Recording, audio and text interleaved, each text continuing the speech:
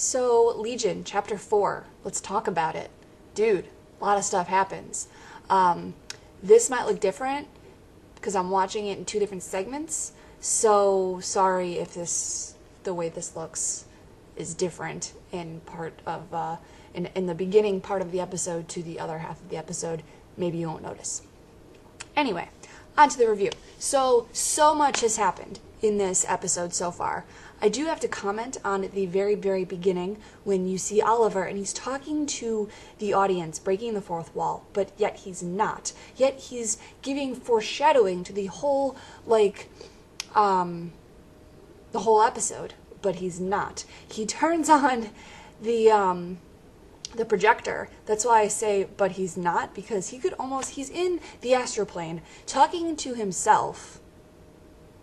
So perhaps he's talking to himself and being like, all right, audience, I'm talking about stuff. Let's flick this on and watch some stuff. Like, I don't know. He sings to himself all the time when you see him in the astral plane. Spoilers. So I don't know. So there's that. The beginning just, it mind-boggled me the first time I saw that. I'm like, what the heck am I watching? Who's this guy? What's happening? What is this? And then you realize, oh, it's Oliver, and, he's almost foreshadowing to the whole episode. Another thing I want to comment on is when Amy meets Kissinger? Something like that. The other doctor dude. And mentioning, oh yeah, we didn't have a dog. Ding, ding, ding, ding, ding. Every vision that David has a dog in it. And the sister, Amy, does not recognize that there's a dog ever. If you've noticed, in last week's episode, I say that as if this is live, last week's review, I comment on the fact that when they go trick-or-treating and David runs after King, Amy should be running after David more than anything else, being dark, but you'd think being your dog, you would run after the dog too, like everyone would be chasing after the dog. The fact that, unless Amy is thinking that David is, have an imaginary friend named King, which I guess that's entirely possible, she's like, okay, fine, he'll be fine, whatever. But the fact that there's a specific point in this episode that says, or Amy says, we didn't have a dog. Dun, dun, dun. So there's that. Also, before Carrie, Sid, and Potatomy go find David's ex-girlfriend, Carrie, I thought this was funny. I don't know that anybody else notices this, but so everyone's having a conversation in the room that David, they can see David in the control room, I guess you'd call it. It's not the control room, but roll with me here. So they're all in there, and Carrie separates from Carrie, and you see her in the background, working, stuff and kicking, a thing, and it's kind of like, okay, actress, we're going to have you just kind of, go like this, and now we're going to have you in the background, and hopefully nobody notices you. Don't knock anything over. I don't think anybody else thinks that way, but I thought it's just really funny that when she shows up, if she's not in the scene doing something, she's in the background just hanging out. Whatever. I'm sure it'd be fun for her. And then jumping to Carrie and Carrie's storyline, I still find that super fascinating. I have to do, I guess you wouldn't really call research, but maybe it is research, searching on maybe more some interviews on the actors who play Carrie and Carrie to get a thought on how that storyline works. Because hearing the background and just hearing the background, and that's about where I stopped ish, temporarily, that pretty much from what I understood, again, I turned it up and I'm trying to process, and perhaps I'm wrong, but girl Carrie, Native Carrie, Native American Carrie, Native girl, I don't know what she's calling herself, she's there, they have a baby, that's her, but then they have a boy, but then the boy only can see the girl, but she stays within his body. It's a little confusing for me to see how girl Carrie came to be. did they just really have 2 kids and then the other one found out that they can, hang out in the other one's body? Like, I'm not really sure how that works. But I still love the line of, he makes me laugh and I protect him. I think that's how the line goes. And if that's weird, I'm okay with it. It's like, that's their relationship, dude. Like, seriously, when Carrie's talking to Melanie in the elevator, saying, oh, do you miss her? Oh, yeah, I kind of do. It's like, she ages outside of his body, and he obviously gets a beating when she does do the action stuff. So it's just kind of interesting, their dynamic, that she doesn't really age, and then when he claims, he's like, oh, well, I'm dead, I wonder what's going to happen to her. It's like, she's probably not going to be that like that young anymore. I don't know how far the series is going to go, that we're going to see like old-timey dying of natural causes Carrie, because that's probably not a thing.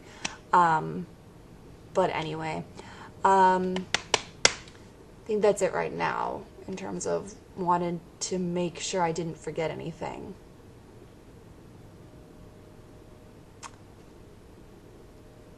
Oh, Sid. I said this the last time I did a review. She just drives me insane.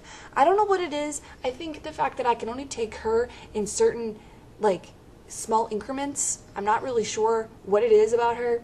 But the fact that she's, like, almost Miss Know-It-All, Miss, like, I love him. He's perfect. This is why he does it this way. And everyone's telling her, no, you're wrong, which I guess in reality she's kind of right. It's just, I have this, I don't know. It's just, I don't know if it's the acting. Again, the first time through I was kind of like, okay. Second time through I'm like, wow, I don't really like Sid all that much. Like, okay. I don't know. Sorry, not sorry, I guess. So I came to the conclusion that Carrie, girl Carrie, gets off on fighting. Just saying. When she's walking in the woods with Sid and Potatomy, and she's pretty much talking to herself. This is a good place for a fight. And then she talks about the fight, and Potatomy and Sid are just ignoring her, basically, and she's there. And of course, then she jumps out the window and she attacks everybody. Feel bad for Guy Carey because he's getting the brutal force of this. But she's like, my turn, and she's like really excited. You could tell, like, she's pretty stoic throughout the whole, like, every episode she's in. But, like, when something happens, she's super stoked, and it's pretty adorable, actually. Anyway, so what else? Oliver's interesting, with him recognizing that David is in the astral plane, or maybe the astral plane is a level, it can't be a level of subconscious if both of them are in it. I guess it's just a limbo, maybe? I don't know that more than one person can be in limbo and experience limbo. That's like people experience the same dream at the same time. Whatever. I'm thinking too much into it. It's a mutant story, and it's not supposed to be real. But having Oliver kind of explain to David, hey, you pretty much have a parasite. We need to fix that. It's only real if you think it's real, and then he leaves, is kind of an interesting note. And I want to go back to the beginning where Oliver he picks up his glass, and he's about to take a sip, but whatever he has in his glass is turned to ice. He's in an ice room, in a sense, in the astral plane, and he can create doors within it, basically. And when David visits, and he opens the door and he closes the door or whatever, it's like, okay, so what is Oliver's power? Is he like Iceman? Like, what exactly is he all about? And that jumps me to Walter, the Eye, so he can pretty much change form, change shape. And he changed shape into the Doctor, who Sid and Matatomi were pretty much grilling. And he changed his shape, but he also can, like, touch people's heads and, I don't know, put them to sleep, put them in a coma. I'm not really sure of that. Like maybe just like tase them almost with his touch. Calling himself the Eye makes things interesting, so that goes along with his powers. But staying true to him, so when Potatomy and Sid went to go see the ex-girlfriend, I have to comment on that and the fact that, you know, Potatomy is looking into her memories and going through her memories and this, that, and the other thing, saying, oh, but it's not Lenny, it's Benny. Let me touch on that in a little bit. Is an interesting note. So then they go to the doctor's place at the lighthouse, and you don't see Potatomy trying to figure out his story, the doctor's story. You don't see any of that. And I don't know if it's just not flashback or if he's not capable enough to do it. He's not thinking about doing it. I feel like you would not necessarily try too hard to do it. I don't know how these powers work. I don't know. I'm not a mutant. But he goes and you don't really see him trying, I guess, too hard. I mean, maybe because his eyes bug out of his head or something, or they get rolled back, or he closes his eyelids or something. The fact that he had to wear glasses when he talked to the ex-girlfriend because, you know, hey, I'm blind, don't talk to me, I have to, you know, focus, basically. He doesn't have that on with the doctor. So maybe he really wasn't trying to read the doctor's mind. If he did, he would have known it was a trap. So, but going to Lenny and Benny, so I had a discussion with my coworker about this, that basically David's persona of Lenny is that of, like, the Shadow King, that of this parasite, and people perceived Lenny as Benny. It was Benny all along, which makes perfect sense because the character is very masculine, very androgynous, very lesbian, shall I say, when David's on the astral plane and Lenny is there and David says, blow me, and she says, I don't swing that way, but says she'd be up for, I don't remember what the phrase she used, or the terminology that she used, but basically, having everybody kind of go at it, and that'll, like a jerk circle, was that I don't know what the phrase was, makes you wonder, okay, maybe it was supposed to be a dude. I mean, that's the actress that just made a point to mention, that it is very dude character, they're not going to change it, she'll play the role, blah, blah, blah, so that's kind of fun to play around with in a sense, but anyway, I think that is about it in terms of circling through all the stuff in the episode.